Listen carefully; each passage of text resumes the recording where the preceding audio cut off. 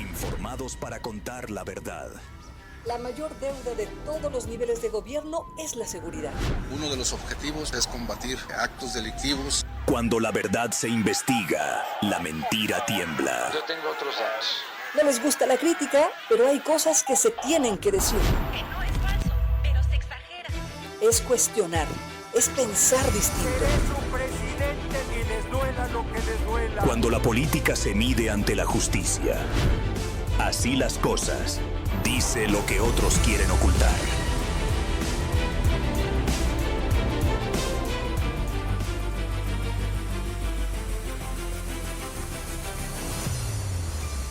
Son las 8 de la mañana con 1 minuto en el tiempo del centro de la República Mexicana. Bienvenido, bienvenida a esta jornada informativa de arranque de semana. Hoy lunes 22 de diciembre estamos arrancando la semana de fiestas. Una ciudad tranquila, apacible, bueno, medianamente apacible y tranquila, porque el tráfico afortunadamente ha disminuido considerablemente después de que el pasado viernes pues ya salieran de vacaciones la gran mayoría de las escuelas. De hecho, prácticamente todas las escuelas están ya de vacaciones, al igual que las instituciones públicas y algunas privadas, así que disfrutemos de esta ciudad tranquila y con menos tráfico.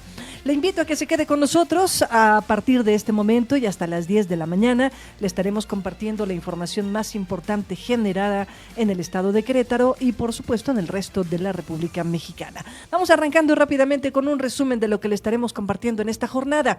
Este fin de semana, entre gritos y aplausos, Claudia Sheinbaum, presidenta de la República, llegó a las instalaciones del Cebetis 304 en el municipio de El Marqués. Estuvo ahí con dos objetivos: presentar los avances de la construcción del bachillerato y la entrega de las becas Benito Juárez. Así estuvo y así habló la presidenta Claudia Sheinbaum. Y también estamos haciendo ahí donde ya hay preparatorias, donde hay DGETIS, donde hay CONALEP, bachilleratos, si hay suficiente espacio, construimos un nuevo edificio. En total queremos en el sexenio tener 150,000 nuevos espacios. Y también de esta visita de la presidenta Claudia Sheinbaum a Querétaro, estuvo en San Juan del Río y ahí anunció sobre las obras del Tren México-Querétaro, que este es uno de los proyectos que avanza, que es un proyecto estratégico del gobierno federal y que tiene un progreso cercano al 8%. Una ejecución basada en el consenso social, en la planeación técnica, la coordinación entre la Federación, los estados y el Ejército. Esta obra, como usted lo sabe, va a conectar a la Ciudad de México con Querétaro en aproximadamente 2 horas y contará con estaciones clave como precisamente la de San Juan del Río y otra más en Querétaro capital. Aquí parte de lo que declaró la presidenta este fin de semana. Detrás de estos 8% de avance del tren hay muchísimo trabajo, muchísimo. Está el trabajo de los compañeros que van abriendo derecho de vía, es decir, que si hay terrenos que tienen que adquirirse, además tiene que ser con consenso con la gente, que la gente entienda, nada por la fuerza, sino sencillamente razonando, y además todos están de acuerdo con el tren, entonces. Y también estuvo en el municipio de Pedro Escobedo, en donde inauguró la conclusión de la central del ciclo combinado, el SAUS 2. Este proyecto que será una planta que aportará una cantidad importante de energía en aquellos lados. Hoy, este centro de ciclo combinado, el SAUS 2, fue rebautizado. Se llamará ahora Josefa Ortiz Telles Girón. Sobre el patio no hay nadie viviendo en el patio, ¿no? Entonces, pero todo se va a atender, es afuerita del patio, pero sí se va a atender y siempre en diálogo con la gente. Perdóneme, eso efectivamente era lo que estaba compartiendo el titular de la Agencia Reguladora de Transporte Ferroviario, Andrés Lajous, que a quien los medios de comunicación le cuestionaron a propósito de la presencia de algunas personas que viven ahí en el patio, dicen ellos, en el patio ferroviario, en donde estará instalándose una de las estaciones del Tren México-Querétaro, y así lo decía. Habrá diálogo y buscarán que esto sea un ganar-ganar para todos. Y ahora sí, nos vamos a Pedro Escobedo, en donde la la presidenta inauguró esta central de ciclo combinado El Saus. Hoy 20 de diciembre estamos inaugurando la planta. Somos parte de un proyecto de transformación del país. Le llamamos la cuarta transformación. Llega el primer vuelo directo Querétaro-Madrid y fortalece la conectividad internacional del estado. El Aeropuerto Intercontinental de Querétaro recibió este primer vuelo directo procedente de Madrid, España, operado por Iberojet. La nueva ruta consolida al estado como un punto estratégico de conexión con Europa y abre oportunidades para el turismo, los negocios y la inversión en la región del Bajío. Nos une mucho más la parte comercial que tenemos, que para Querétaro es muy importante. España es nuestro segundo socio comercial. Cada vez más empresas españolas buscan ponerse en Querétaro. También el idioma, nuestra religión, la comida, etcétera. Creo que hay mucho que nos distingue, que nos hermana. En otras cosas, para el próximo 2026, la Secretaría de Cultura del Estado de Querétaro refleja un incremento del 6.4% en su presupuesto anual. Esto son más o menos unos 216 millones para el 2026, que corresponden, según lo dijo la propia titular de la Secretaría, a los procesos de inflación. En este año se ejercieron 210.098.276 pesos. Para el próximo son 16 millones más y dice van a continuar impulsando actividades enfocadas en cultura de paz, fortalecimiento del patrimonio y formación artística. Fue un aumento de 6.4%, lo que representa más o menos 216 millones de pesos. Los proyectos van a ir alineados con los mismos ejes que planteamos este año de cultura de paz, de fortalecimiento del patrimonio y de educación artística. Y en otras cosas, Sonia Rocha, quien es titular de la Secretaría de las Mujeres en el Estado de Querétaro, dice que durante este año, el 2025, se han atendido 21,000 casos relacionados con violencia de género. La cifra puede resultar alarmante, dice, pero en realidad lo que están haciendo es englobar todos los servicios que brinda la dependencia, por lo que no son necesariamente equivalentes a 21,000 personas. Dice que al momento se cuentan con 147 litigios activos y la mayoría se trata de casos de violencia vicaria, violencia económica o violencia familiar. Y además, obviamente, mandan, cuando encuentran una violencia extrema o de riesgo, nos la mandan al refugio para mujeres violentadas, que en este último año y a partir de la Secretaría hemos atendido a 20 mujeres víctimas de violencia. Y en información de carácter internacional, un tema del que hoy estaremos hablando con el doctor Abdiel Hernández, la Guardia Costera de Estados Unidos persiguió durante varias horas en aguas internacionales del Caribe, cerca de Venezuela, a otro buque petrolero presuntamente sancionado en lo que es la segunda operación de este tipo este fin de semana y la tercera en menos de 2 semanas. La Guardia está en persecución activa de un buque de la flota oscura sancionado que forma parte de la evasión ilegal de sanciones de Venezuela, dijo ayer un funcionario estadounidense. Está enarbolando una bandera falsa y bajo una orden judicial de incautación. Híjole, la situación es un poco complicada porque además, mire, mientras ellos dicen que es un buque petrolero que fue sancionado y que forma parte pues de los navíos oscuros que dice Estados Unidos están traficando, pues hay otros analistas que dicen que Venezuela está confrontando de manera más inteligente las fuerzas de los Estados Unidos. Mire, no lo sé, lo que sí es que platicaremos el día de hoy a propósito de esto que está sucediendo en las aguas de América Latina y cuáles son las repercusiones que podría traer para el resto de este continente, luego de que pues los enfrentamientos con Estados Unidos no son cualquier cosa, Y estamos hablando de un país como Venezuela, que también tiene negocios, por cierto, con México. Vámonos al corte, son las 8 de la mañana con 10 minutos en el tiempo del centro de la República Mexicana. Acompáñenos en esta jornada informativa desde estos momentos y hasta las 10 de la mañana. Mi nombre es Claudia Ivonne Hernández Torres y lo acompaño esta mañana muy temprano, aquí, por supuesto, Así las Cosas.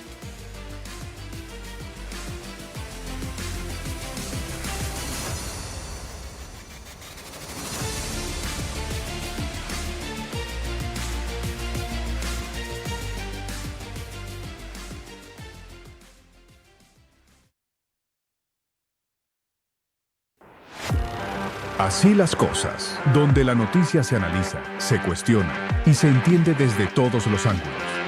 Continuamos. Estamos ya de regreso en esta jornada informativa, 8 de la mañana ya con 16 minutos en el tiempo del centro de la República Mexicana. Quédese con nosotros, participe con nosotros. Si usted se queda con ganas de seguir escuchando este espacio informativo o le quedan dudas de lo que compartimos, alguna información que le gustaría escuchar a detalle, nos puede encontrar como Así las Cosas Querétaro en YouTube y en Spotify. Y también puede consultar la página web de Global Media, así Global Media Querétaro, y va a encontrar todo un despliegue de información que generamos todos los días y que están ahí reflejadas en nuestra página de internet. Como usted lo sabe, W Radio es una multiplataforma y no solamente estamos en radio, estamos también en el internet a través de cualquiera de estas plataformas digitales que ya le he compartido: Spotify, YouTube y por supuesto Global Media Querétaro. Y lo único que tiene que hacer es teclearlo, así como le digo, Global Media Querétaro, y ahí va a desplegar toda la información que generamos todos los días para mantenerle a usted bien informado. Bueno, este fin de semana llegó la presidenta Claudia Sheinbaum Pardo a Querétaro. Primero visitó el municipio de El Marqués.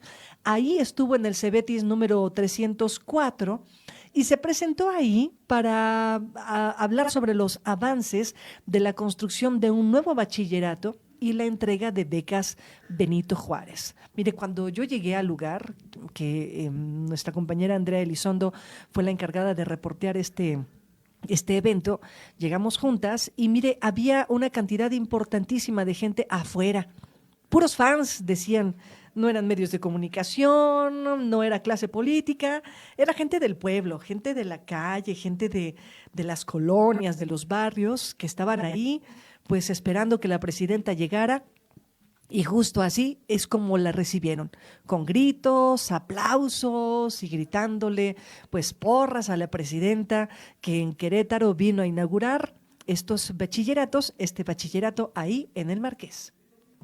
El sábado, el municipio del Marqués recibió a la presidenta Claudia Sheinbaum en las instalaciones del nuevo Cebetis 304, ubicado en la colonia Los Héroes. La finalidad de ese encuentro fue realizar la entrega formal de las tarjetas de los nuevos beneficiarios de la beca Benito Juárez y presentar los avances de la construcción del nuevo bachillerato, el cual presenta un 90% de avance y tiene como fecha de entrega el 27 de diciembre. Acudió acompañada de figuras como Mario Delgado, titular de la Secretaría de Educación a nivel federal, y Jesús Antonio Esteva, secretario de Comunicaciones y Transporte a nivel federal, quien compartió algunos de los datos relevantes sobre el proyecto de obra pública. En materia de inversión, mencionó que se destinó más de 50 millones de pesos, 49.2 millones en obra y 18 millones de pesos en equipamiento. La capacidad es de 540 estudiantes por turno y se tiene un 90% de avance. Se proyecta que termine de construirse el próximo 27 de diciembre.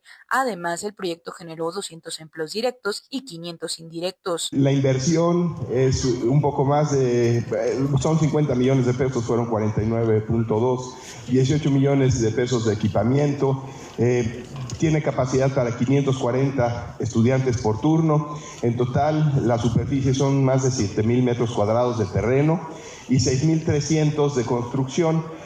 Son 4 edificios. Tienen 12 aulas, un laboratorio, 3 talleres, una cancha multifuncional, que es en la que estamos, una plaza cívica, andadores, accesos y áreas verdes. Traemos 90% de avance, estaremos terminando el 27 de diciembre. Por su parte, Mario Delgado destacó que se están construyendo 18 preparatorias en todo el país, más de 35 secundarias que por las tardes serán preparatorias y más de 35 ampliaciones en instituciones educativas. Finalmente, Claudia Sheinbaum expresó que era uno de sus compromisos como presidenta de México el combatir la deserción escolar. A lo largo del sábado visitó otros 2 municipios, Pedro Escobedo para la inauguración del ciclo combinado El SAU II y San Juan del Río para la supervisión de la obra Tren Querétaro-Pachuca. Estamos haciendo 20 preparatorias nuevas en todo el país, pero también estamos haciendo algo muy sencillo, que es las secundarias, que ya no tienen turno vespertino, convertimos el turno vespertino en preparatoria. Entonces, quien sale de tercero de secundaria, en la misma escuela en la tarde, estudia la preparatoria.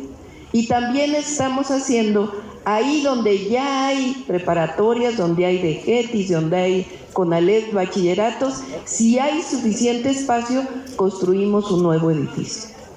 En total queremos en el sexenio tener 150,000 nuevos espacios para la preparatoria. Bueno, mire, más allá de el esfuerzo en materia de infraestructura, que eso, voy a decir algo, es relativamente fácil. Es decir, construir, pues simple y sencillamente requiere de presupuesto, de materiales, de ingenieros, de proyecto ejecutivo. Lo verdaderamente complicado es que esa cantidad tan importante de escuelas tengan plazas para maestros. Ahí es en donde está el reto más importante de este gobierno, generar suficientes plazas con garantías laborales para los maestros de educación básica, de educación media superior. Vamos a ver si en el sexenio completo pues hay este cumplimiento. Dos sectores importantísimos que se encuentran en estos momentos en problemas precisamente de plazas es el sector salud y el sector educativo. Los maestros siguen presionando y seguirán presionando al gobierno de Claudia Sheinbaum para que las condiciones laborales cambien. Muchos aspiran a que regresen a los viejos cotos de poder manejados desde los sindicalismos locales de los sindicatos nacionales de trabajadores de la educación. Aquí el tema es que el gobierno federal resista, aguante y Mario Delgado, por supuesto, sume en beneficio de esto que sería pues un ganar-ganar tanto del gobierno federal como de los propios maestros. Del municipio del Marqués, Claudia Sheinbaum se fue a Pedro Escobedo. Ahí inauguró la central de ciclo combinado, el SAUS 2, pero además de inaugurarlo, lo rebautizó. Y hoy se llama Josefa Ortiz Telles Girón. ¿Se acuerda esta polémica? Que durante el grito de independencia ella gritó Josefa Ortiz Telles Girón y cómo la criticaron porque utilizó el nombre de soltera de Josefa Ortiz. La conocemos como doña Josefa Ortiz de Domínguez, pero dijo la presidenta, basta, doña Josefa no es de nadie, es Telles Girón. Y hoy el ciclo combinado de allá del municipio de Pedro Escobedo se llamará así, Josefa Ortiz Telles Girón. Vámonos con la información. El sábado, la presidenta Claudia Sheinbaum y el gobernador del estado de Querétaro, Mauricio Curi González, inauguraron el proyecto central de ciclo combinado El SAUS II, hoy renombrado Josefa Ortiz Telles Girón, una planta energética que beneficiará a más de 4 millones de personas y atenderá la demanda de los habitantes de Querétaro, Guanajuato, Aguascalientes, Zacatecas y una parte de Hidalgo. La presidenta detalló que este proyecto fue anunciado un 20 de diciembre de 2019 durante la administración de Andrés Manuel López Obrador. Sin embargo, su inauguración se vio retrasada por la pandemia de COVID-19. La planta fue iniciada por el presidente López Obrador. Me dice la ingeniera Emilia que fue un 20 de diciembre, justamente como hoy, no lo planeamos, apenas me lo dijo, de 2019 cuando se anunció que se iba a construir la planta. Ya sabemos que vino la pandemia, que eso no solamente generó diversos problemas, sino también retrasos en las turbinas que se generaron en todo el mundo, no solamente en nuestro país. Y hoy, pues, casualmente, 20 de diciembre, estamos inaugurando. ¿Sí? ¿Hoy es 20 de diciembre? Sí, hoy 20 de diciembre estamos inaugurando la planta. Somos parte de un proyecto de transformación del país. Le llamamos la Cuarta Transformación. La secretaria de Energía de Gobierno de México, Luz Helena González Escobar, aseguró que esta central aportará adicionalmente 268 megawatts de capacidad. Esta planta se suma a 2 centrales de ciclo combinado que también fueron inauguradas por la presidenta durante este año y que en conjunto han agregado a 1,620 megawatts de capacidad a todo el sistema. Emilia Esther Calleja Lor, directora general de la Comisión Federal de Electricidad, mencionó que el Centro Nacional de Control de Energía, CENACE, detectó que el estado de Querétaro registra una demanda de 1.535 megawatts, pero que la capacidad instalada en la entidad era de 723 megawatts, que sumados a los 268 del ciclo combinado del SAUS, más los 958 de la central de ciclo combinado Salamanca y los casi 450 megas de la central Villa de Reyes, dan una total de aportación adicional de 1.777 megas, con lo cual buscan garantizar el cumplimiento de la demanda estatal. Quiero puntualizar que de acuerdo con información pública de CENACE, el estado de Querétaro registró en el presente 2025 una demanda de 1.535 megawatts, donde la capacidad instalada de la entidad era de 723 megawatts, donde sumados a estos 269 del ciclo combinado el SAUS, más los 958 de la central ciclo combinado Salamanca y los casi 450 megas de la central Villa de Reyes, nos dan un total de aportación adicional de 1.777 megas. Con esto garantizamos en satisfacer la demanda estatal. Cabe destacar que estos ciclos combinados han sido ya inaugurados por nuestra presidenta. También ya tenemos previsto la construcción del ciclo combinado Salamanca 2 con una capacidad de 483 megawatts, lo que va a contribuir a asegurar el suministro y atender el crecimiento de la demanda futura en la región del Bajío. Son las 8 de la mañana con 27. Perdóneme, por favor, un poquito de tosecita. Vámonos al corte. 8:27. Regresamos, no le cambie. Estás escuchando Así las cosas. En un momento regresamos.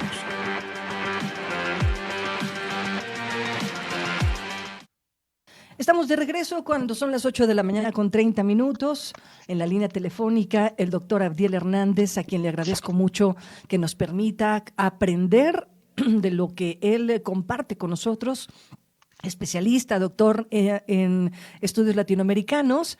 Y hoy vamos a hablar de estos buques venezolanos incautados por los Estados Unidos.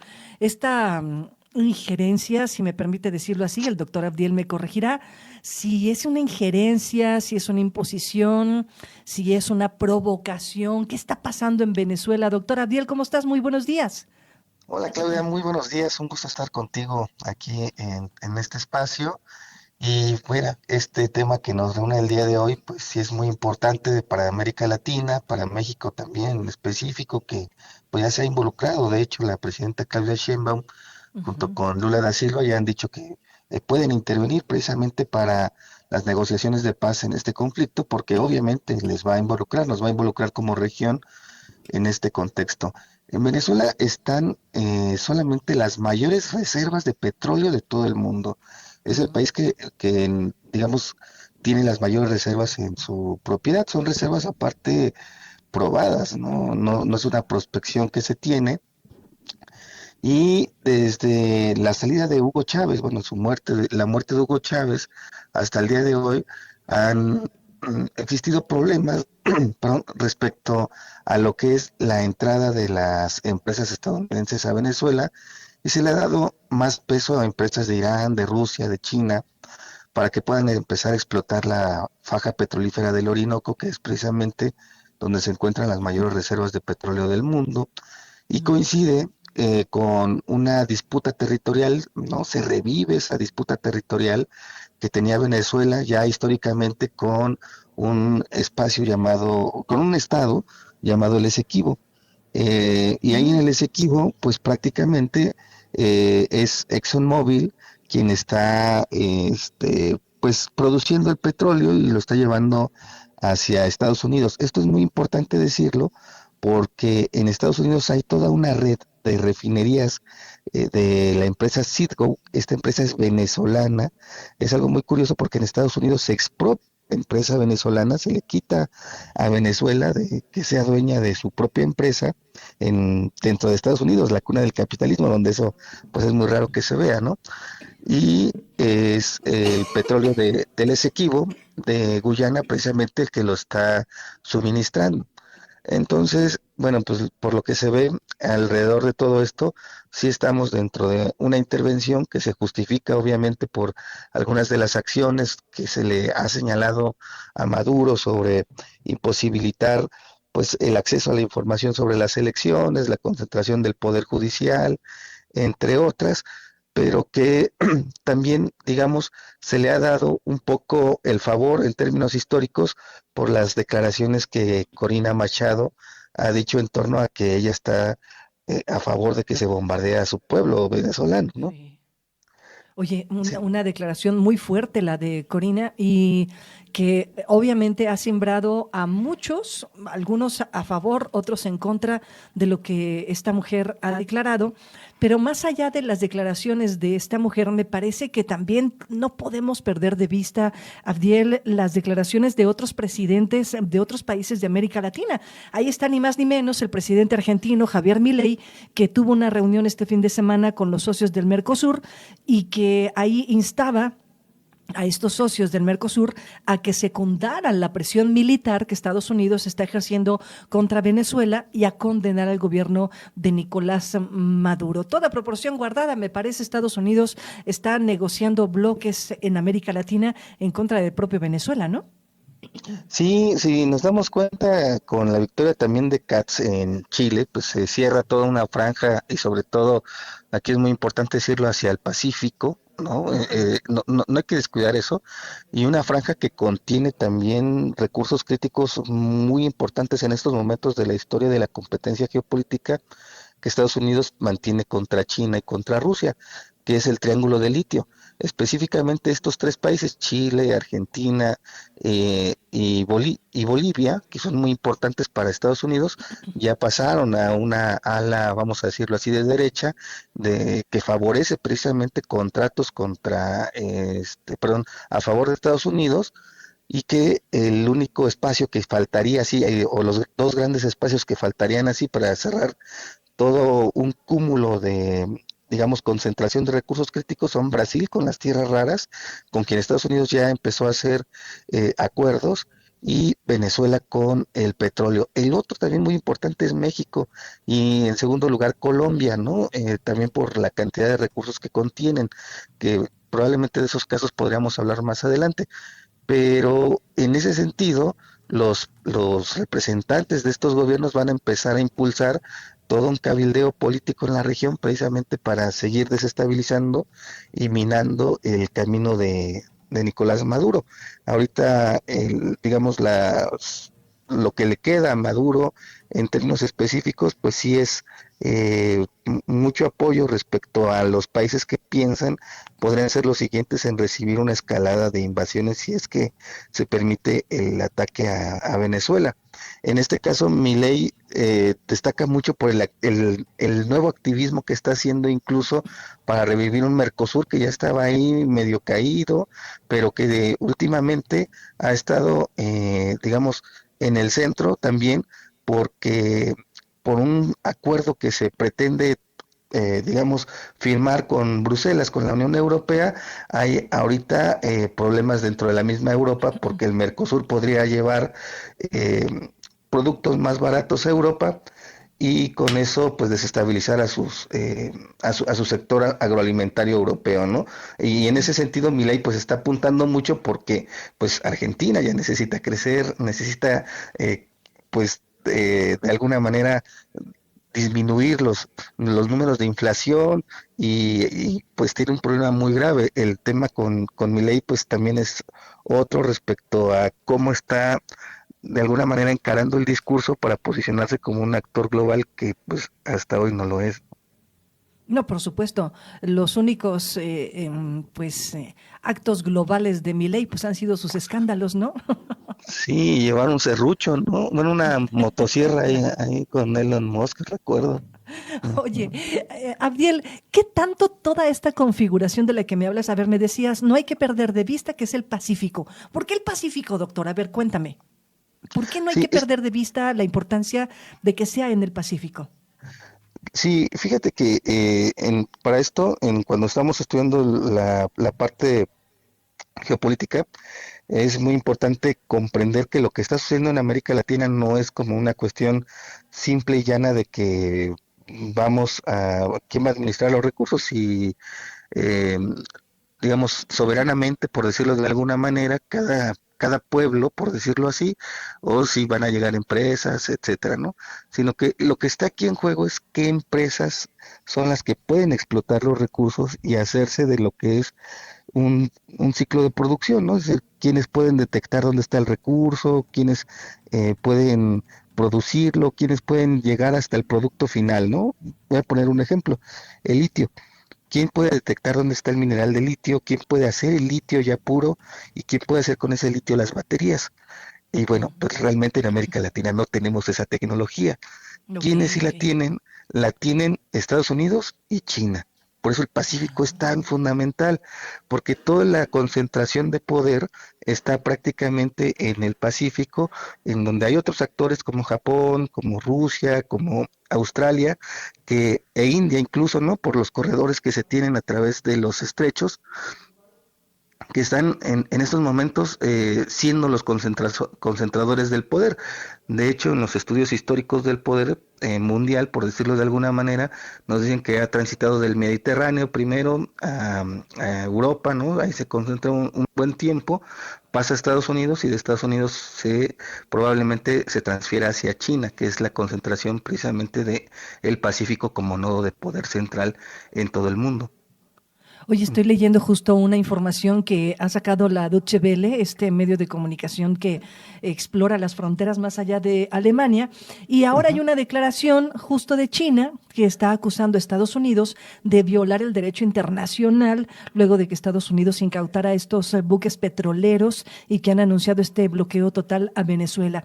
Ya entró China a discutir. Y por lo que me estás contando, doctor, no es un tema de derecho, es un tema de recursos económicos y de a ver quién alcanza a explotar antes estos recursos tan importantes como hablas del petróleo y del litio, ¿no? Sí, y es muy importante ver que el petróleo no solamente es energía, sino que el petróleo es toda una red de productos que los tenemos prácticamente en nuestra cotidianidad, que tienen que ver con el plástico, con parafinas, incluso con medicinas. O sea, es una amplísima cadena de valor. China lo sabe muy bien y de hecho China procesa mucho del petróleo venezolano. Ellos traen los buques precisamente para llevarse el petróleo y que no sean incautados los buques chinos o rusos. De hecho, hay por ahí una noticia de que probablemente el Aura, un buque recientemente capturado por Estados Unidos, puede ser también de estos que se les llaman buques sombra rusos. Acuérdense que también pues Rusia está dentro de esta cuestión de las sanciones económicas, entonces no van abanderados los buques rusos precisamente respecto a esta cuestión de contención de petróleo. Y China tiene acuerdos preferenciales precisamente con Nicolás Maduro para poder comprarle su petróleo, procesarlo, y muchas de las empresas chinas están operando precisamente en Venezuela, que son pues junto con Irán. De hecho, Irán fue el primero que dijo, estamos en desacuerdo, cualquier escalada contra Venezuela, nosotros tendremos que responder, porque bueno, son aliados históricamente. Irán, de hecho, es uno de los mayores inversores dentro de Venezuela, China, Rusia, y ya en menor medida, pues, otras naciones, ¿no? Pero, digamos, pese al bloqueo que tiene Venezuela, el recurso que tiene es estratégico. Por eso es tan importante en estos momentos ver cómo se hace toda una narrativa alrededor de el cártel de los soles, la dictadura, un gobierno intransigente, el premio Nobel, etcétera, para observar quién se quiere quedar con el recurso en Venezuela, ¿no? Oye, y por último, doctor, ¿tú ves posible que esto escale a otras dimensiones? Es decir, hablar de bloqueos económicos, pues puede ser una cosa, pero hablar ya de bombardeos y de una guerra declarada abiertamente entre Estados Unidos y Venezuela, ¿eso es posible? Sí, siempre es posible una guerra, ¿no? Qué tan amplia es la posibilidad, es precisamente ahí donde tendríamos que hacer el alto, porque no sé si en estos momentos Estados Unidos tenga la capacidad económica para solventar una nueva guerra justo cuando Donald Trump ha hecho toda una reconfiguración de la OTAN en estos momentos, en donde se le ha exigido precisamente a Europa que invierta más del 6% de su PIB en lo que es el financiamiento de esta organización, y que pues también Estados Unidos ahorita está enfrentando otro tipo de crisis políticas, incluso de reconocimiento por esta cuestión de la desclasificación de los archivos de Epstein interna, ¿no? Que digamos en el manual, por decirlo de alguna manera, cuando hay una crisis política interna, una crisis fuerte, se recurre a la guerra, ¿no? Vienen de una economía de guerra. Eso pasó en el 2001 con los ataques terroristas en Nueva York y Washington, lo recordaremos, ¿no? Que ahí empieza la escalada y el reposicionamiento precisamente de Estados Unidos en Medio Oriente, pero que ahorita, bueno, también una de las cuestiones de Donald Trump, que son muy contradictorias, también habrá que decirlo, es que él no iniciaría ninguna guerra durante su mandato, ¿no?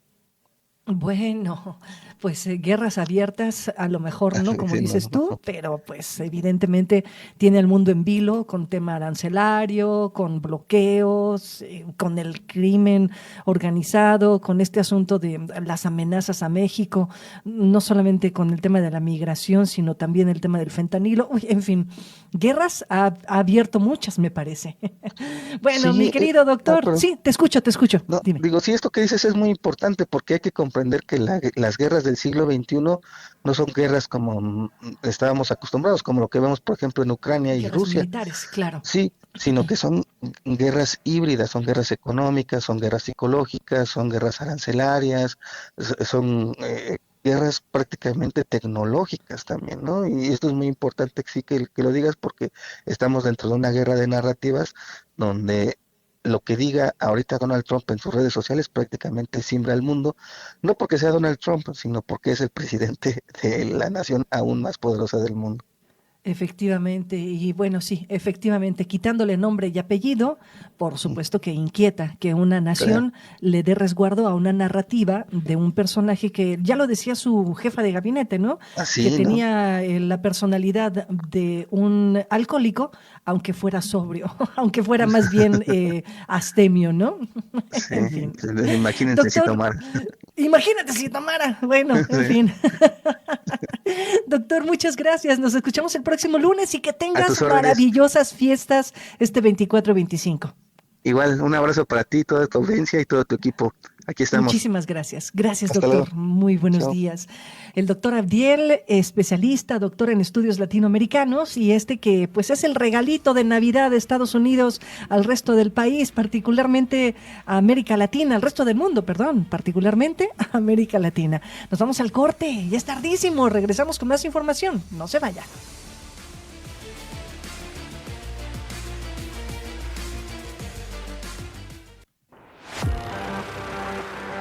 Así las cosas. Servimos para informar. Informamos para servir. Continuamos. Son las 8 de la mañana con 51 minutos. Gracias por permanecer con nosotros en esta sintonía, en estos días de fiesta, en estos días de jolgorio, que seguramente usted se está preparando ya para lo que será la Nochebuena y la Navidad. Y nosotros puntualmente compartiéndole la información generada en nuestra entidad. Este fin de semana, un fin de semana muy activo. Luego de Pedro Escobedo, la presidenta Claudia Sheinbaum se fue a San Juan del Río y ahí anunció el proyecto Tren México-Querétaro como uno de los proyectos estratégicos de este gobierno federal. Anunciaron y confirmaron un progreso del 8% y, por supuesto, algunas de las gestiones en materia social que ha hecho el gobierno federal para tratar de liberar el derecho de vía. Y es que muchas personas, seguramente muchas comunidades, se asentaron muy cercanas a las vías del ferrocarril, que hoy tienen que ser desalojadas, tienen que pasar a manos del gobierno federal para poder avanzar con la construcción de este Tren México-Querétaro. Vamos a escuchar qué es lo que sucedió este fin de semana allá en San Juan del Río. El Tren México-Querétaro registra un avance cercano al 8% y continúa su construcción conforme a los tiempos establecidos. Así lo informaron autoridades federales durante un recorrido de supervisión en la obra este sábado. La presidenta de la República, Claudia Sheinbaum Pardo, y el gobernador de Querétaro, Mauricio Curi González, destacaron que el proyecto avanza sin conflictos sociales gracias al diálogo con las comunidades y a la coordinación entre dependencias federales, el gobierno estatal y los ingenieros militares. De acuerdo con la información presentada, el tren contará con una longitud de más de 200 kilómetros, y permitirá conectar la Ciudad de México con Querétaro capital en un tiempo estimado de 2 horas, con paradas estratégicas en Huehuetoca, Tula, San Juan del Río y el Marqués Querétaro. La obra forma parte de la estrategia federal para recuperar el transporte ferroviario de pasajeros y fortalecer la movilidad regional. Las autoridades señalaron que el avance alcanzado es resultado de un trabajo previo de liberación de derecho de vía que ya alcanza más del 80%, adquisición de terrenos a precio justo y planeación técnica, lo que ha permitido evitar conflictos y mantener el ritmo de la construcción. El gobierno federal reiteró que la meta es concluir la obra en el segundo trimestre de 2027 y que el próximo año se esperará un mayor progreso en los distintos frentes de trabajo. Detrás de estos 8% de avance del tren hay muchísimo trabajo, muchísimo. Está el trabajo de los compañeros que van abriendo derecho de vía, es decir, que si hay terrenos que tienen que adquirirse, además tiene que ser con consenso con la gente, que la gente entienda, nada por la fuerza, sino sencillamente razonando, y además todos están de acuerdo con el tren, entonces no ha habido problema realmente, y además comprar la tierra a un precio justo, como debe ser. Pues detrás de este trabajo, que es muy importante, de mucho detalle. Y más adelante voy a platicarles sobre lo que se acordó en torno a las estaciones en donde estará instalado, más bien las estaciones en donde se van a instalar estas estaciones en la ciudad de Querétaro. Había mucha polémica alrededor de la estación de Querétaro porque hay un parque justo en el patio de maniobras del que se había hablado. Este patio de maniobras está justo plantado allí en el Parque Alcanfores, y un grupo importante de ambientalistas y de organizaciones no gubernamentales se han manifestado en contra precisamente de que el Parque Alcanfores pueda ser devastado, destruido, eliminado con la construcción de esta estación del ferrocarril Tren México-Querétaro. Hay ya declaraciones en torno a ello, pero se las voy a platicar después de las 9 de la mañana. Ahora 8:55, tengo que hacer un corte comercial y regresando, un rápido resumen de lo que estamos compartiendo en esta jornada informativa con usted. No se vaya, voy y vengo, no tardo. Estás escuchando Así las Cosas. Continuamos.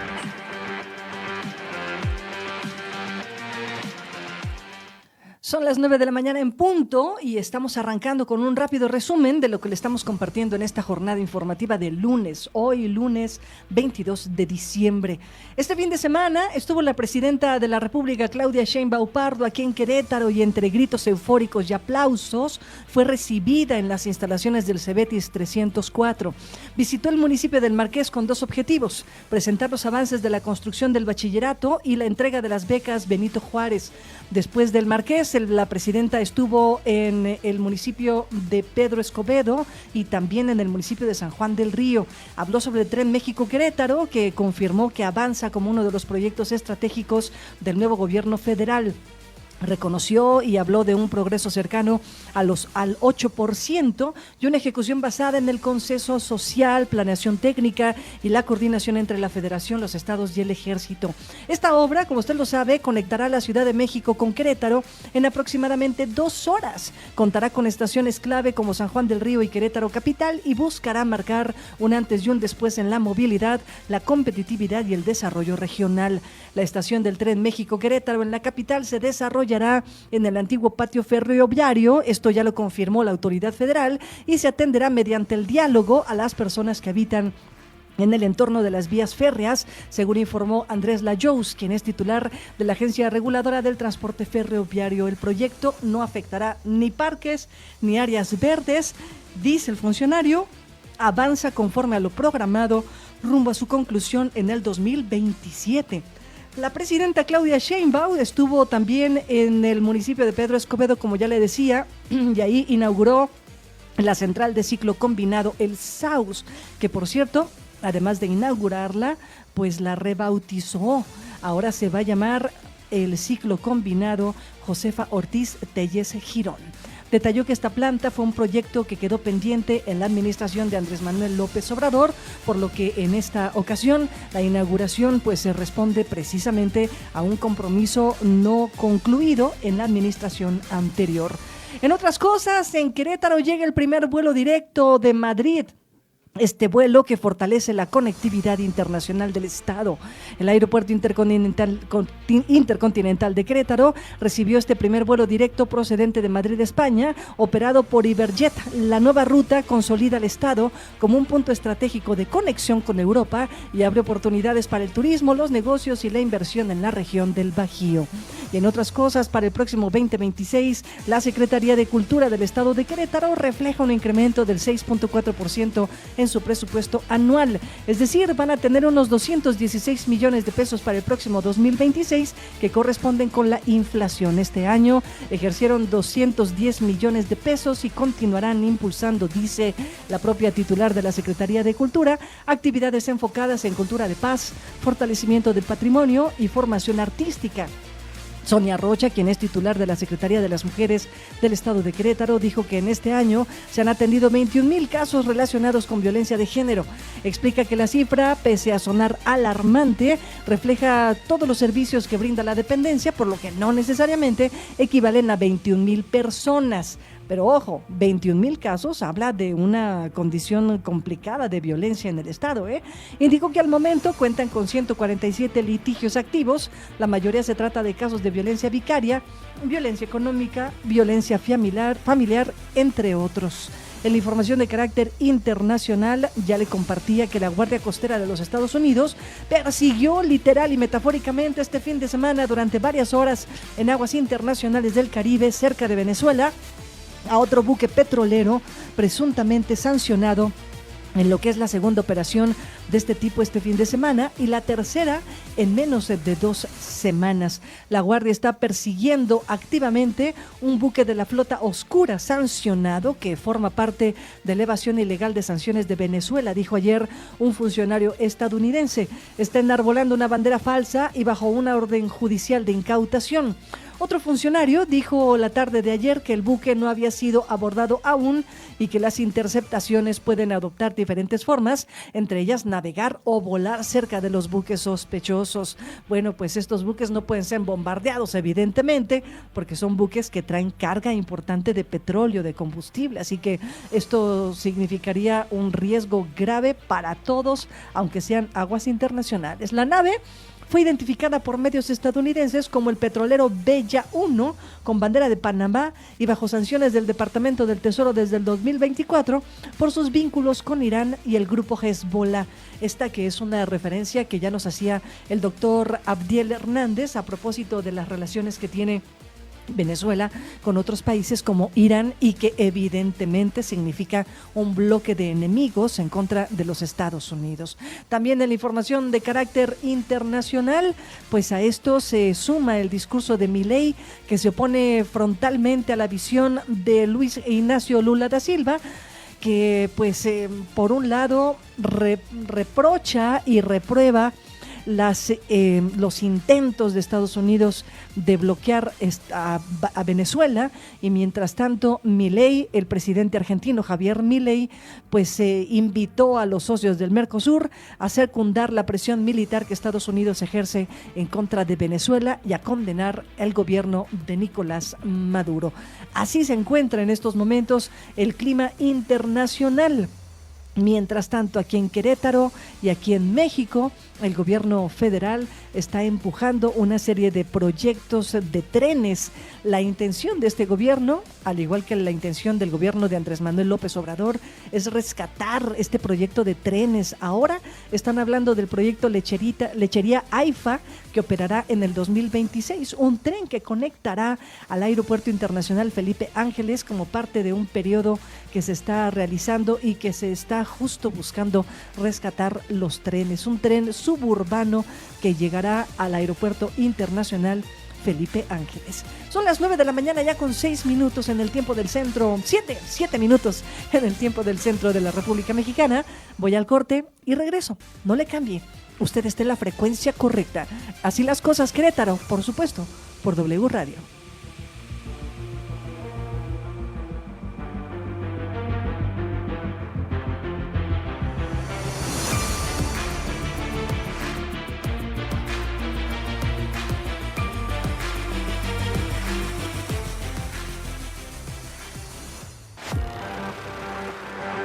Así las cosas.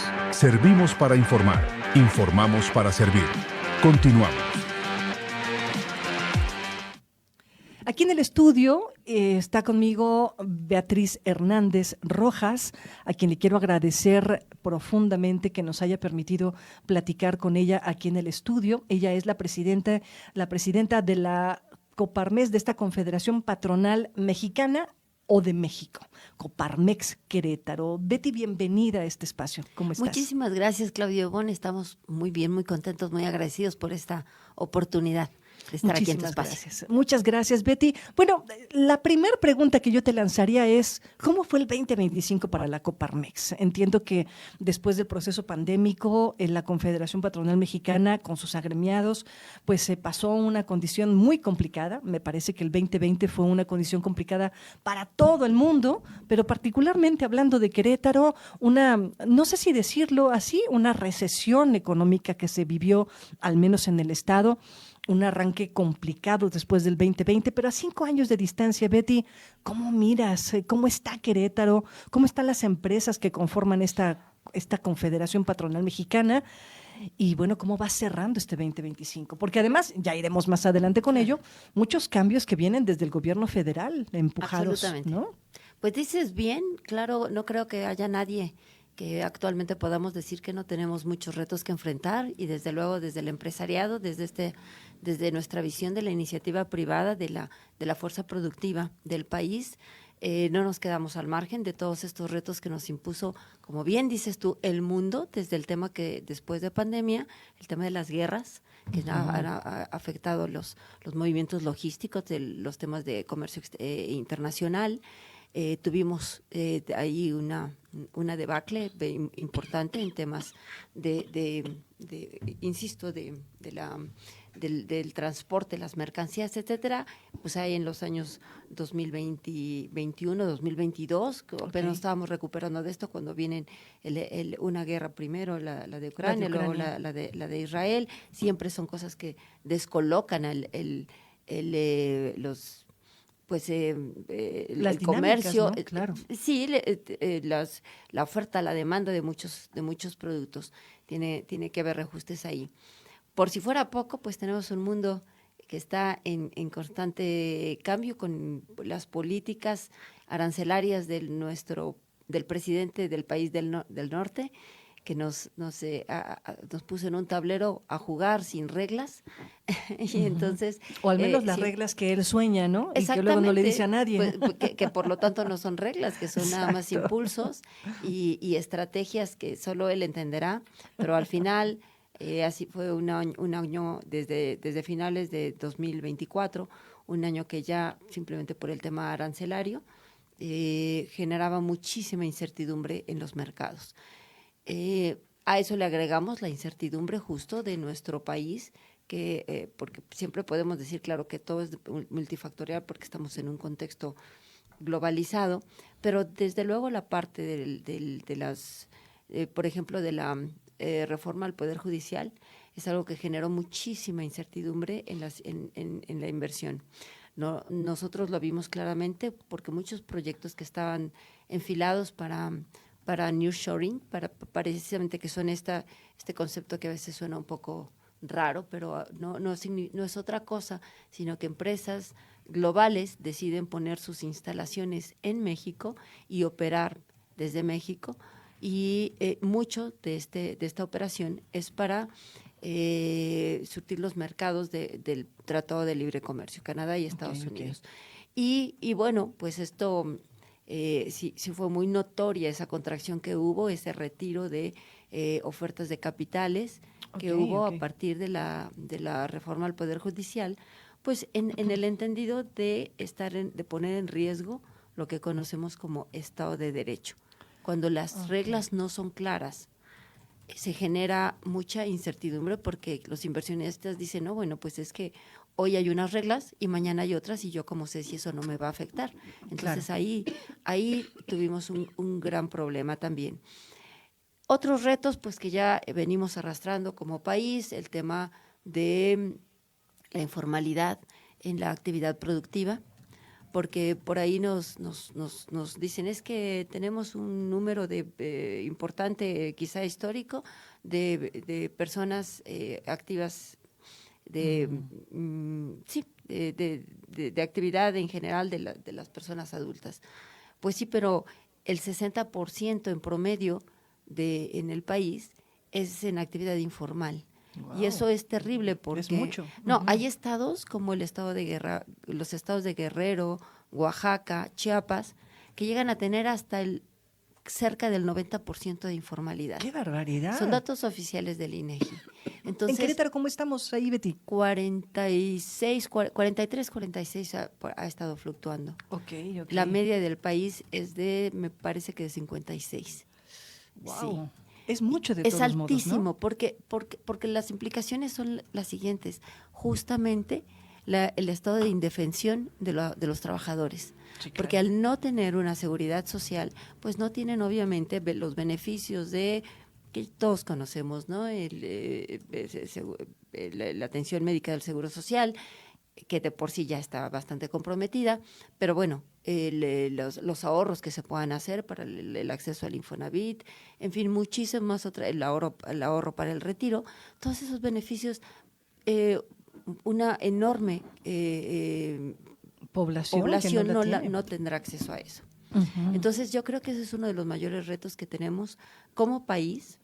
No nada más decir, pues es que sí están ocupadas, económicamente ocupadas uh-huh. o activas. No, sí, pero ¿bajo qué condiciones, no? Y entonces tenemos que revisar qué condiciones del país están orillando o no están permitiendo que eso evolucione hacia la formalidad. Oye, Betty, cuando planteas todo esto, me quedé un poco boquiabierta, dirían los poetas, porque, a ver, son muchas variables las que afectan pues el bien caminar de un sector empresarial que, por cierto, es uno de los sectores que sostiene la economía del país. O sea, es decir, aquel que piense que es el gobierno el que sostiene las riendas económicas de México o del estado de Querétaro, pues está completamente equivocado. Son finalmente los empresarios, la industria, los pequeños y medianos empresarios. Y cuando hablas de este riesgo en el Estado de Derecho, me quedo pensando, hoy en nuestro país hay muchísimos temas políticos que han puesto justo en riesgo el Estado de Derecho. No solamente este asunto de la reforma judicial, sino también el tema de la seguridad. Ajá. Y todas las intervenciones que ha habido o no a lo largo del país, a lo largo de la República Mexicana, que pueden darle o no garantías a aquellos recursos que vienen del extranjero a asentarse en nuestro país. Querétaro, ¿cómo lo miras en esa materia, Betty? Estamos mejor que otros estados, evidentemente, pero comparando Querétaro con Querétaro, ¿cómo lo miras en materia de seguridad y, consecuentemente, inversiones en el estado de Querétaro? Querétaro contra los mismos números y la evolución que traía el estado de Querétaro, sí ha tenido su periodo pues no de crecimiento, pero sí digamos que no tuvo el crecimiento esperado.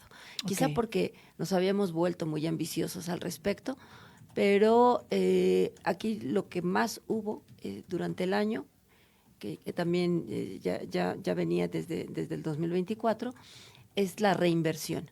Quizá no llegaron todas las empresas nuevas que estaban previstas, y eso, repito, pues no solo por temas locales, sino por temas nacionales, pero las empresas que ya conocen Querétaro, que confían en Querétaro, han hecho grandes inversiones de ampliación.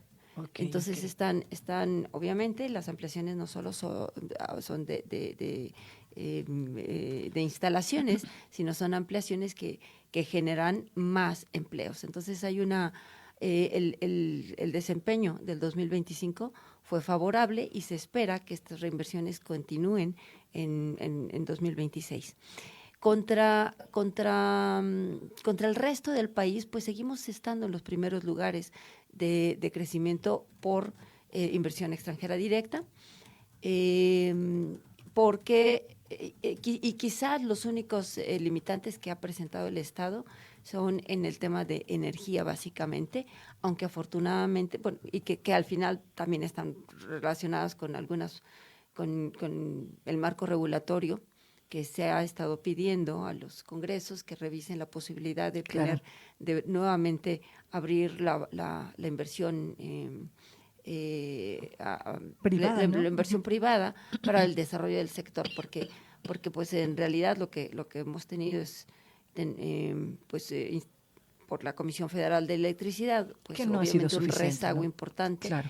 en el estado de las instalaciones, en el crecimiento de las mismas, y entonces, bueno, el estado de Querétaro, igual que muchos otros estados, carece de la suficiente oferta de energía, sobre todo para la industria. Ya. Y hay esfuerzos desde el Estado, a través de la Agencia Estatal de Energía, pero pues sigue siendo todavía, es una buena entidad que gestiona, pero sí necesitamos cambios pues mucho más profundos desde la legislación. Sí, ya se anunciaba, perdóname Betty, justo la semana pasada la presidenta Claudia Sheinbaum anunciaba esta posibilidad de inversión entre el gobierno federal y empresas privadas, ¿no? Para echar a andar varios proyectos de regulación, más bien de generación de energía en distintas partes de la República Mexicana. Supongo que Querétaro también podría entrar en este paquete de inversiones privadas. Desde luego hay mucho interés porque así sea, porque pues tenemos, permíteme la expresión, a los clientes en la puerta, nada más esperando que podamos tener más generación. Bueno, ahora lo que nos dicen también es que es un tema de transmisión. Lo que nos hace falta es inversión en la transmisión y también de manera general que se abra la oportunidad a la inversión privada para otros tipos de generación.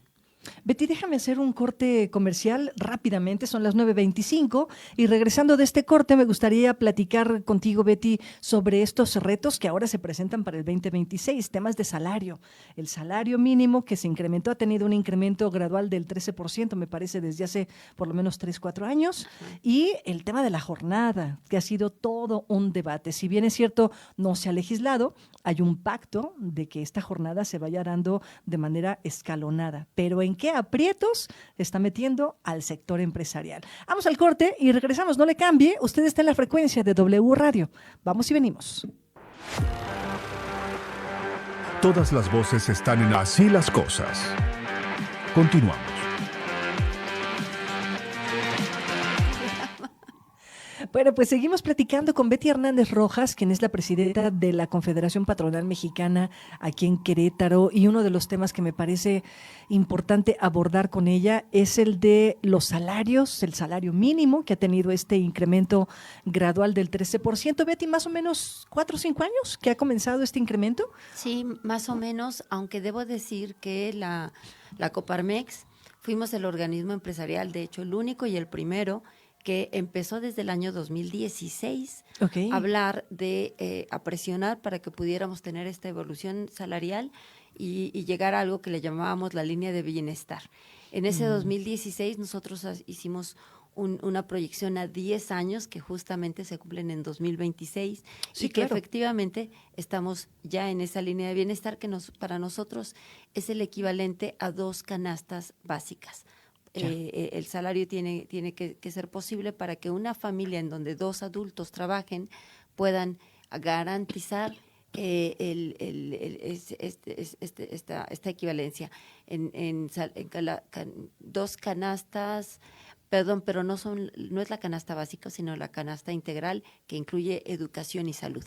Hoy, eso está complicadísimo, ¿no? Porque hoy todavía hay algunos sectores que no alcanzan a cubrir ni siquiera la canasta básica. Así es. ¿No? Entonces, así es. Está todavía el reto complicado, Betty. Sí, pero nos parece que en ese sentido sí ha sido la Coparmex el organismo que ha acompañado el impulso y desde luego que hemos recibido muy bien estos impuestos al salario mínimo. Representa obviamente retos. Claro. Porque igual con otras condiciones que tienen que ver con la mejora en la calidad de vida de las y los trabajadores, ahí hay algún momento en el que se puede volver un poquito complicado, porque si bien nosotros somos, y comentábamos aquí hace unos minutos fuera de micrófono, que nosotros la Coparmex no somos una cámara sectorial. Nosotros trabajamos con emprendedores, pequeñas, medianas y grandes empresas. Tenemos toda esta representación entre nuestros afiliados en 71 centros empresariales en todo el país. No solamente nos debemos a un sector que pudiera ser industria, comercio, vivienda, construcción, como son las cámaras. Nosotros afiliamos de todos los sectores. Todos los sectores, todos los tamaños, nos da una agenda impresionantemente amplia, pero sí tenemos una vocación, que es justamente ser la representación, en ese sentido, la defensa de las condiciones para que podamos ser más productivos en cualquiera de estas de sectores y en cualquier tipo de tamaño de empresa. Sin embargo, también tenemos por principios, porque tenemos una filosofía humanista y hemos venido evolucionando a lo largo de 96 años, que es lo que está cumpliendo la Coparmex, para poder hoy plantarnos con toda la claridad y decir, nosotros lo que buscamos es la evolución de una conciencia empresarial que sea más responsable. Desde luego, pues seguimos buscando las mejores condiciones para ser más productivos, de hacer empresas competitivas, hacer empresas que generen justamente los recursos y a partir de ahí tener una responsabilidad en cómo hacemos esta distribución de mejores condiciones de vida para todos. En el caso de la empresa, reconocemos claramente que hay el capital, hay los empresarios que ponen el capital y las habilidades para, desde luego, una idea de negocio para desarrollar una empresa. Pero hay obviamente la fuerza del trabajo, que es sin la cual no hay empresa. Entonces, entendemos perfectamente esta mancuerna, este trabajo que tenemos que hacer conjuntos con las y los trabajadores, y por eso hemos estado también tocando las puertas de la autoridad permanentemente para mejores condiciones de vida. Por eso hemos recibido también de manera las iniciativas que son para que las y los trabajadores puedan tener más tiempo de calidad con sus familias, los temas de educación, los temas de salud.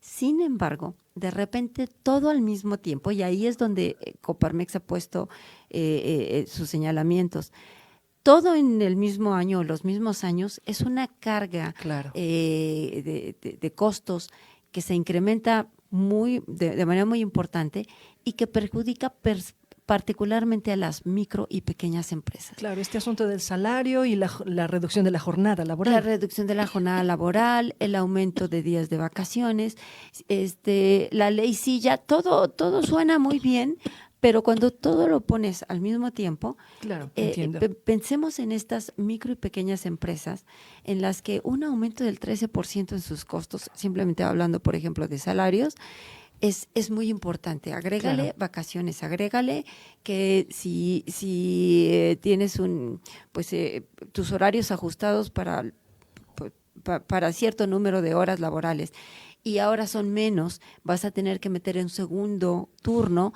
o una persona, en fin, reacomodar tu tiempo, sobre todo, por ejemplo, para el comercio, que ahí hubo declaraciones muy importantes de los comerciantes en los que, pues sobre todo, quienes trabajan los horarios no hábiles tradicionalmente, sábados, domingos, días festivos, entonces tienen que meter un cuarto turno y entonces eso complica mucho porque no es nada más, pues lo que le pagaba a unos ahora se los voy a pagar a otros. Le pagas un extra, pagas otra más. Pagas otro más con otras prestaciones, etcétera, etcétera. Sí se escalan mucho los costos.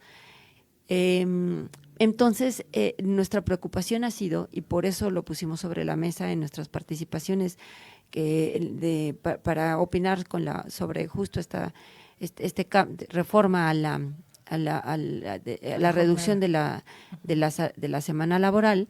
Nosotros lo que pedimos, y afortunadamente en ese tema sí hubo un impacto, porque logramos la gradualidad, porque dijimos, ok, entendemos que para allá es la tendencia, entendemos que es para el bienestar de los trabajadores, pero no todo al mismo tiempo porque estamos asfixiando a las MIPYMES. Y sí ha habido muchas MIPYMES, esta terrible mortandad que tenemos de las mismas, que sabemos que 7 de cada 10 desaparecen, mueren antes del tercer año.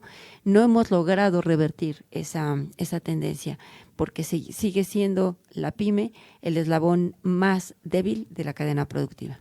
Y de ahí esas que van pues quebrando en este año, 2 años, pues todas esas personas que estaban en esas MIPYMES regresan a la informalidad. Exactamente. Ese es el problema que nosotros también hemos señalado en la falta de políticas de apoyo a estas micro y pequeñas empresas, porque pues eso, algunas que habían podido dar el salto a la formalidad, tener que regresar nuevamente a estos esquemas de informalidad, no conviene a nadie, porque entre otras cosas, por ejemplo, pues todos los, tú lo decías de alguna manera hace unos minutos, para poder tener un gasto social, y estoy hablando de gobierno federal y de gobiernos estatales, el gasto social tiene que venir obviamente de lo que se recauda a través de los contribuyentes. Entonces, la informalidad le pega a todos. Claro, tienes razón, es un circulito. Es un círculo porque no hay contribuciones formales, entonces no se puede regresar en beneficios sociales. Claro. No hay seguridad para las condiciones de los trabajadores. Entonces, tendríamos que seguir trabajando como país, como nosotros como ciudadanos, como empresarios, tenemos que seguir levantando la voz para pedir que haya mejores políticas que fomenten la formalidad y bueno, pues a partir de eso poder también tener una mejor construcción social. Betty, el tiempo se me está terminando. Me parece que el tema es amplísimo y podríamos entrar en el detalle de cada una de estas cosas que hemos estado platicando. Pero por último, Betty, en un minuto quisiera que me explicaras, que me platicaras, así como de tirada de tarot, no te creas, pero un poquito muy rápido. ¿Qué es lo que miras para el primer trimestre? Ya ni siquiera todo el año, pero al menos el primer trimestre del 2026 bajo todas estas condiciones de las que ya venimos. Como dices tú, sería mucho reto pensar que podemos solucionarlo todo. No somos magos. Pero Coparmex Querétaro, ¿en qué estamos enfocados? Nosotros tuvimos un gran evento que fue la FIE, la Feria Internacional de Innovación y Emprendimiento, en este 2025. Es una de los muchos de las muchas acciones de las que nos sentimos muy orgullosas, y se nos puso de manifiesto la necesidad de seguir impulsando la innovación y el desarrollo tecnológico en el Estado. Creo que somos un estado de vanguardia, si bien sabemos que Guadalajara, la ciudad de Guadalajara, Monterrey, Ciudad de México, hasta ahorita han tenido pues este liderazgo en desarrollo tecnológico, todavía nos falta mucho que caminar como país, pues para estar a la altura de esta dinámica aceleradísima de desarrollo tecnológico que lo vemos en todo y que nos viene persiguiendo. Pero se requieren ciertos liderazgos para no solo consumir tecnología, sino desarrollar y generar empresas de tecnología. Creo que el Estado lo está haciendo bien desde los temas municipales y estatales, pero la iniciativa privada necesitamos también tener este liderazgo. Seguiremos impulsando más emprendedores, jóvenes emprendedores que piensen desde la innovación, en crear fuentes de trabajo dignas y que además nos posicionen en esos primeros lugares de desarrollo tecnológico. Eso es algo muy, muy puntual. También para Coparmex Querétaro nosotros estamos trabajando con 6 municipios en algo que le llamamos las mesas intermunicipales de desarrollo socioeconómico, y ahí déjame insistir en la parte social. Y tenemos 2 proyectos que ya el tiempo nos acaba, pero necesito mencionarlos. Uno es muy técnico, pero que abona precisamente a la formalidad, que es el tema de la homologación de trámites municipales. Hemos estado trabajando conjuntamente, que insisto, con estos 6 municipios para que podamos facilitar, digitalizar y hacer más accesible y rápida los trámites de licencias de funcionamiento. Bien. Claro que ya había todo un trabajo avanzado, nosotros estamos sumando a ese trabajo muy puntual. Y el otro tiene que ver con algo que comentábamos también sobre la importancia de generar comunidades sanas. Hablamos todo el tiempo de la inseguridad y en Coparmex hicimos un planteamiento. Hablar de inseguridad y datos de inseguridad y de criminalidad, etcétera, etcétera, pues ya lo traen muchas otras instancias. Nosotros hablamos desde lo positivo, de construir paz. Entonces tenemos una mesa que es de acciones por una cultura de paz, en la que estamos trabajando con los funcionarios de todos estos municipios y el liderazgo estatal para construir comunidades que construyan paz, y creamos un termómetro de la paz en el que durante este 2025 ese fue el entregable, como hicimos mediciones, hicimos encuestas, descubrimos justamente que los municipios que son más rurales tienen mejores calificaciones de cultura de paz comunitaria. Que ojalá haya oportunidad de algún día venir a presentártelo, este termómetro, y que entonces tenemos muchos retos en las comunidades urbanas.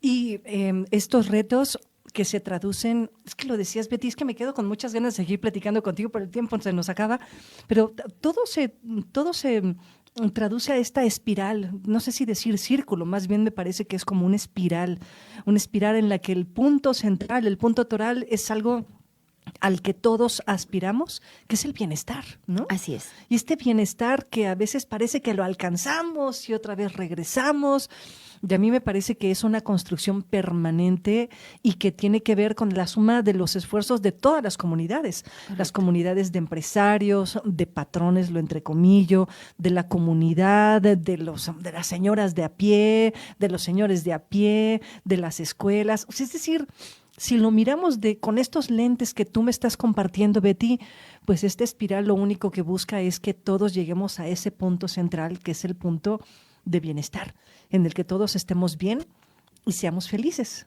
¿no? Haciendo lo que hacemos. Correcto. Y viviendo de lo que vivimos, ¿no?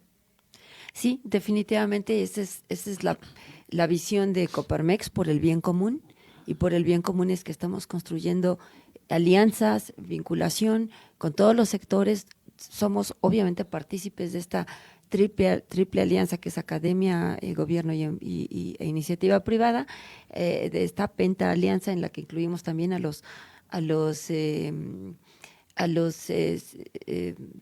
centros de investigación. Uh-huh. Y la quinta hélice importantísima, que es la representación ciudadana organizada, claro. Las representaciones civiles. Que hoy estamos entrando a una nueva era, me parece, con el tema de la ley de participación ciudadana que está reforzándose, me parece, cada vez más, y los ejemplos ahí están con los plebiscitos del municipio de Cadereyta y el municipio de Querétaro. Toda proporción guardada, las razones y los fondos serán para discutirlo en otro espacio y en otro momento, pero hay esfuerzos para utilizar esta herramienta de participación ciudadana de manera mucho más activa.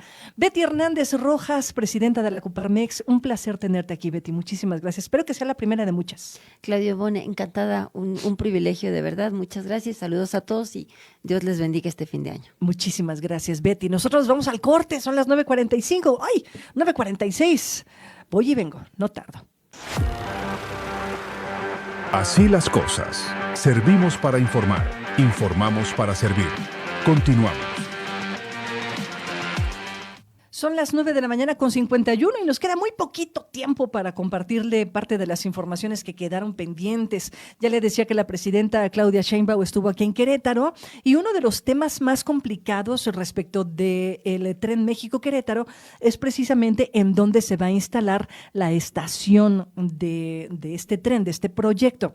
Algunos habían dicho que en la vieja estación del ferrocarril, en pleno centro histórico, cosa que ya está descartada, y en esta ocasión se hablaba de la estación en el Parque Alcanfores. Está descartado, dice el titular de la Agencia Reguladora del Transporte Ferroviario, Andrés Lajous, que se vaya a lastimar, que se vaya a afectar algún parque o las áreas verdes. Él garantizó que la estación se va a desarrollar en el antiguo patio ferroviario. Y aquellas personas que se encuentren viviendo cerca de este patio serán pues removidas siempre, dice él, pues imperando el diálogo. Escuchemos. En Querétaro Capital, la construcción de la estación del Tren México-Querétaro se desarrollará con un enfoque social que priorice el diálogo con las personas que habitan en el entorno de las vías férreas. Así lo informó Andrés Lajous, titular de la Agencia Reguladora del Transporte Ferroviario. El funcionario explicó que la obra se realizará dentro del antiguo patio ferroviario, cerca de la antigua estación del ferrocarril, un espacio actualmente en desuso, sin afectar parques ni áreas verdes de la ciudad. Lajous precisó que no hay personas viviendo dentro del predio donde se construirá la estación. Sin embargo, en las zonas aledañas existen herederos de los antiguos ferrocarrileros que habitan vagones adaptados desde hace muchos años, esto en zona federal. Esta situación, dijo, será atendida mediante comunicación directa y sin imposiciones, conforme avancen los trabajos.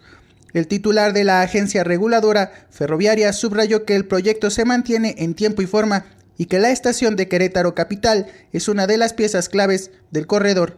Además, aseguró que durante la construcción se buscará mantener el flujo constante en las vialidades cercanas, particularmente en la carretera federal 57 y en las del centro histórico de Querétaro Capital, para reducir afectaciones en la movilidad urbana. Sí, como lo hemos informado, el parque no se va a tocar, ni Alcanfores Norte ni Alcanfores Sur. La huella de la obra está en donde está el antiguo patio ferroviario, que ahorita no tiene mucho uso. ¿Hay unas personas que están viviendo estas personas se las van a desalojar? Sobre el patio no hay nadie viviendo en el patio, ¿no? Entonces, pero todo se va a atender, es afuerita del patio, pero sí se va a atender y siempre en diálogo con la gente.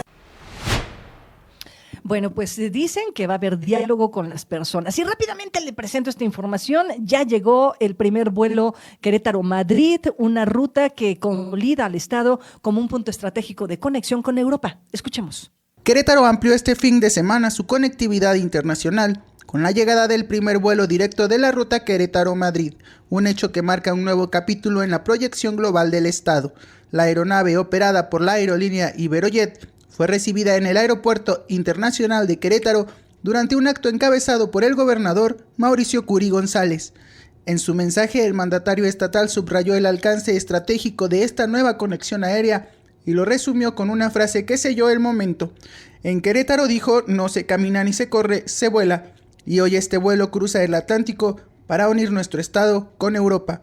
La ruta, destacó, fortalece la relación con España, el segundo socio comercial de Querétaro, y convierte al Aeropuerto Internacional de Querétaro en una puerta de entrada internacional para la región del Bajío, al acercar a distintos estados de la República con el centro del país y con mercados europeos. En este enlace aéreo, Querétaro consolidó su posición como un destino clave para el turismo, los negocios y la inversión, dijo el mandatario, y reafirma su apuesta por la conectividad que impulsa el desarrollo económico y la competitividad regional. Nos une mucho más que la parte comercial que tenemos, que para Querétaro es muy importante. España es nuestro segundo socio comercial, cada vez más empresas españolas buscan ponerse en Querétaro.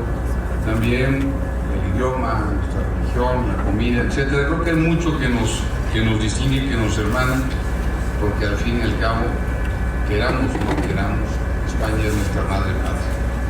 Y yo creo que para bien. Y de ahí venimos y tenemos que seguir y hacer siempre las paces con nuestro pasado.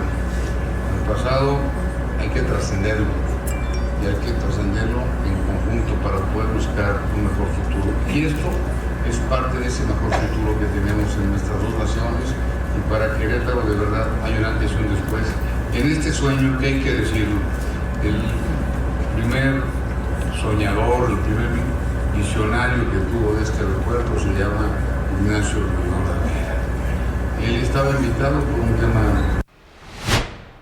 Ignacio Loyola Vera, como usted lo sabe, gobernador del estado de Querétaro, el primer gobernador panista después de una serie de sexenios de profundo arraigo priista. Ignacio Loyola, que algunos dicen ni siquiera sabía que iba a ganar. Así que desde aquí saludos al ingeniero Ignacio Loyola Vera. ¡Vámonos! Gracias por habernos acompañado en este espacio informativo. Cristian García en controles y producción. Yo soy Claudia Ivonne Hernández Torres de este lado del micrófono. El día de mañana nos escuchamos a la misma hora, por supuesto, por la misma frecuencia, la de W Radio. Hasta mañana.